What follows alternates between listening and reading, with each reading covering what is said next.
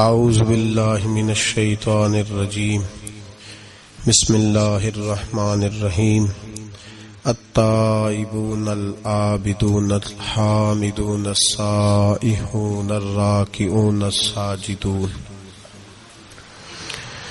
الساجدون الآمرون بالمعروف والنہون عن المنکر والحافظون لحدود اللہ وبشر المؤمنین صدق اللہ العظیم وصدق رسولہ النبی الکریم ان اللہ وملائکتہ یصلون علی النبی یا ایہا الذین آمنوا صلوا علیہ وسلموا تسلیما اللہم صل علی سیدنا ومولانا محمد معدن الجود والکرم وآلہ وصحبہ وبارک وسلم۔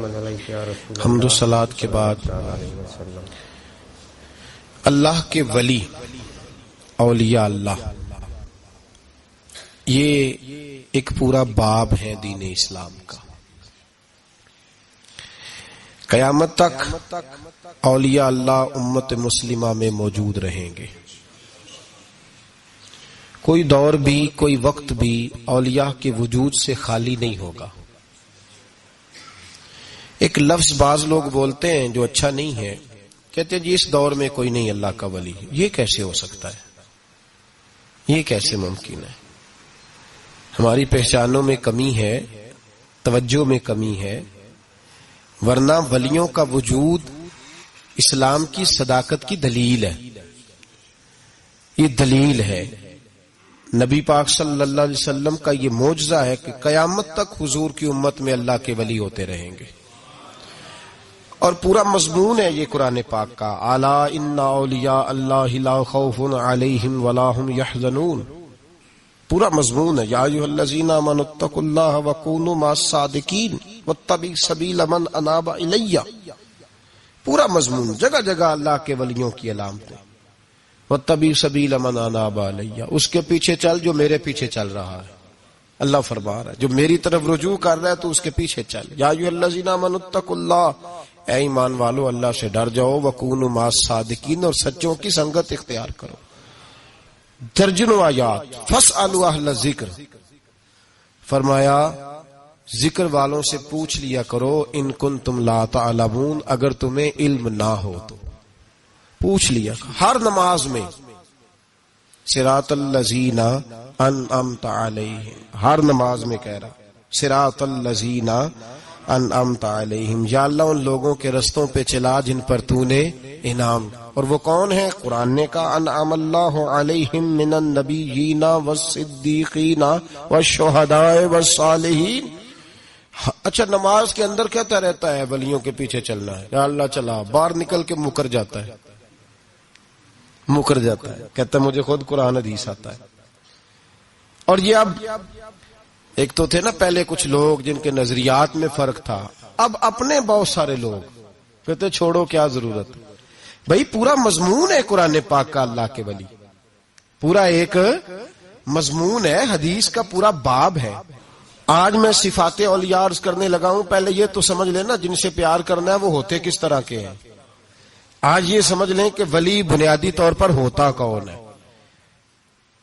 ایک ہے میں کہوں کہ ولی فلاں ہوتا ہے،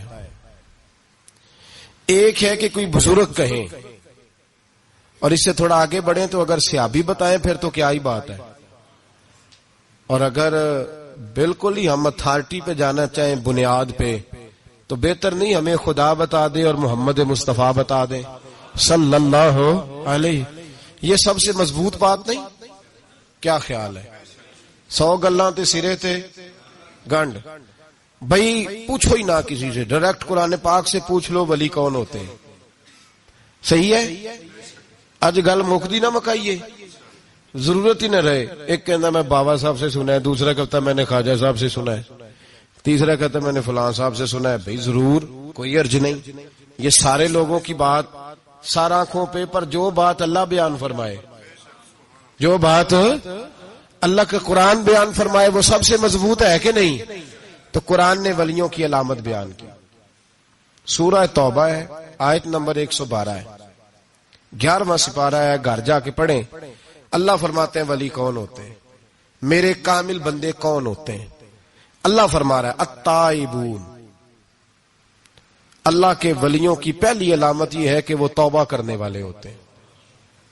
توبہ کا لغوی معنی رجوع کرنا، یعنی وہ اللہ کی طرف توجہ کرنے والے ہوتے ہیں۔ التائبون العابدون، وہ توبہ کرنے والے ہوتے ہیں اور عبادت کرنے والے ہوتے ہیں۔ پھر فرمایا العابدون الحامدون، وہ یہ آپ نے غور سے سننی ہے بات، خاصی توجہ کرنی ہے، یہ قرآن پاک ہے نا جی، یہ سب سے توجہ والا معاملہ ہے، خاص غور کریں۔ اور رٹا ختم کرنے لگا ہوں آج، جو قرآن پاک بیان کرے اس پہ اتفاق کرنا چاہیے کہ نہیں کرنا چاہیے نا، اتفاق ضروری بات ہے نا جی۔ تو یہ ہمارے پاس قول فیصل ہے اللہ کی کتاب، ہمیں باہر جانے کی ضرورت۔ کسی نے ٹال والا ولی سمجھ لیا ہے، کسی نے گال والا ولی سمجھ لیا ہے، کوئی ولی بنا کے بیٹھ گیا ہے، کوئی بنا کے۔ جاہل مطلق، پرلے درجے کے جاہل لوگ، دین کی روح ابجد کا نہیں پتا، اور مصیبت گلے میں ڈالی ہوئی ہے۔ پتہ نہیں کیا مائنڈ سیٹ ہے لوگوں کا، بھی کس طرح لوگوں کو قابو کرتے ہیں این فرائض چیزوں پہ۔ اب یہ ملنگوں نے پکا رٹا لگایا، کہتے ہیں مولویاں کو نہ جایا جائے۔ اور میں کہتا رہتا ہوں، میں بھی اس مولوی کے خلاف ہوں جو مولوی دینداری نہیں کرتا، دنیا داری کرتا ہے۔ پر مولوی کا معنی مولا والا، کیا ترجمہ ہے؟ عجیب تو آدمی ہے، پکا رٹا۔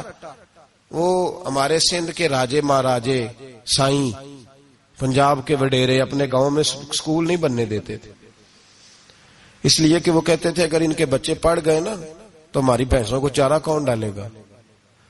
اسی طرح یہ جو پیر ہے نا آج کل کے، یہ علماء کے پاس نہیں جانے دیتے، کہتے انہوں نے پتہ لگ گیا تو سانو مننا ہی کون نہیں ہے، لہذا ان کو دور دور رکھو تاکہ یہ کہیں ایسا نہ ہو کہ ہم سے پیچھے۔ ادھر تسی بابا دھیانے لایا ہے کہانیاں سنو کے۔ اب تو لوگ دین بھی قوالوں سے سیکھتے ہیں، قوالوں سے معاذ اللہ، اور ایسے ایسے کفر ہے معاذ اللہ ثم معاذ اللہ۔ تو جو قرآن بیان کرے وہ ہمارے لیے سب سے بہتر نہیں؟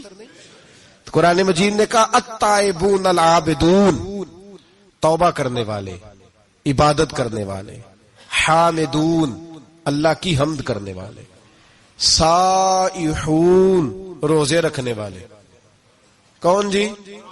ولیوں کی علامتیں، روزے رکھنے والے، راکعون ساجدون، رکوع کرنے والے اور سجدے کرنے والے، رکوع کرنے والے اور سجدے کرنے والے۔ بس توبہ کی، رکوع کیا، سجدہ کیا، نماز پڑھی، عبادت کی، یا اللہ کافی ہے؟ فرمایا نہیں، الآمرون بالمعروف، نیکی کا حکم دینے والے، والنہون عن المنکر، اور برائی سے روکنے والے، میدان میں رہنے والے، میدان میں، والحافظون لحدود اللہ، نیکی کا حکم دینے والے، برائی سے منع کرنے والے، اور اللہ کی حدوں کی حفاظت کرنے والے۔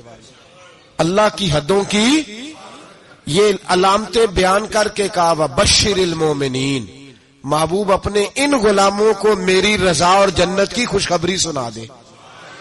محبوب یہ جو تیرے غلام ہیں نا جن میں یہ صفتیں پائی جاتی ہیں، ان کو میری رضا اور جنت کی، یہ توبہ کرنے والے، پھر فرمایا عبادت کرنے والے، اللہ کی حمد کرنے والے، رکوع کرنے والے، سجدے کرنے والے، نیکی کا بولیے اور برائی سے من، اور اللہ کی حدوں کی، محبوب انہیں خوشخبری دو جنت کی۔ انہیں توبہ، ولی وہ والی توبہ نہیں کرتے جو ہم توبہ کرتے ہیں، شب برات کی ساری رات استغفر اللہ، یا اللہ معاف کر دے، چیخوں کی آوازیں مسجد میں، ہر مسجد سے رونے کی آواز، پکی سچی توبہ کر کے شیخ آئے ہیں اور دکان پہ جا کے سویرے جھوٹ بولنا شروع کر دیا۔ یہ کون سی توبہ ہے؟ یہ مذاق ہے؟ ساری رات روتا رہا ہے، سویرے دفتر کھولا ہے، فراڈ شروع کر دیا ہے، تو نے توبہ کی ہے؟ حد ہو گئی بھائی، یہ والی توبہ نہیں۔ ایک توبہ میرے نبی پاک بھی کیا کرتے تھے بھائی، توبہ تو ہے رب سے رشتہ بنانے کا نام، میرے نبی پاک بھی ایک توبہ کرتے تھے۔ بخاری مسلم میں حضور نے فرمایا میں ایک دن میں 100 مرتبہ استغفار کرتا ہوں، اس کا کیا مطلب تھا؟ امت کو تعلیم دینے کے لیے. یہاں تو میری طرح کے بہت سارے لوگ جب گفتگو کرتے ہیں تو لگتا ہے اپنے آپ کو بڑا پرہیزگار سمجھتا ہے. بہت سارے لوگ کبھی کسی کو تکلیف تو نہیں دی، میں نے تو کبھی کسی کا برا نہیں چاہا. جب ہم بات کر رہے ہوتے ہیں تو صرف ہم نیک ہوتے ہیں. اللہ کے بندوں کا یہ طریقہ، ان کا یہ سٹائل نہیں، یہ طریقہ نہیں. حضرت امام احمد بن حنبل فرماتے میں غلام خریدنے گیا.